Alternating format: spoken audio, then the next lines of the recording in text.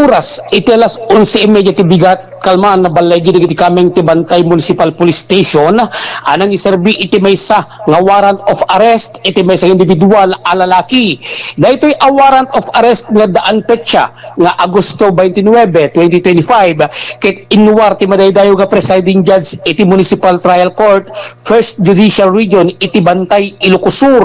Tinasaw nga warrant ket para iti panaglabsing iti Republic Act number 22 wenno ti makunkuna nga bouncing checks law nga daan sagpa 5,000 pesos a piyansa. Tinasaw nga individual ket si total lugod asib murot kadagiti panakabagat linteg iti Bantay Municipal Police Station ken dagos nga naipadasig wenno naipadasig iti kustudya dagiti pulis. Kabayatan na oras ti alas 2:56 iti September 2, 2025 nakaawat ti kwerpo ti pulisya ti Bantay iti tawag manipud hotline number 911 may panggep ti maysa nga insidente a pinagbidlong partilugan a napasamak iti National Highway particular iti paset ti barangay Kabalangan, Bantay, Ilocos Sur. Dagos ani patulog dagiti kameng ti alert team iti Bantay Municipal Police Station ket apaman ang nakagtengda iti nakapasamakan ti aksidente ngamuan at ini-involve alugan ket maysa nga Yamaha NMAX nga agmaris iti matte black kabayatan na atimet maysa ket Honda Beat nga agmaris ti dapo wenno gray. Basar iti nakalap nga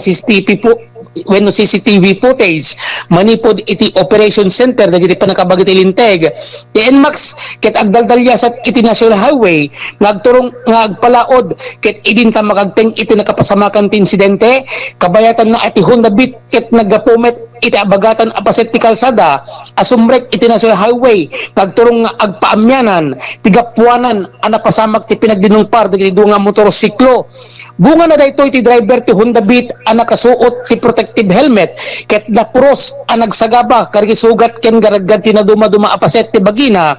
ket sinigod nga interay dagiti nagresponde a kameng ti MDRRMC sa Metro Vigan Hospital para iti dagos a panakataming na kabayatan na iti nagmaneho ti NMAX ket haan met a nasaktan wenno haan nga nan ano.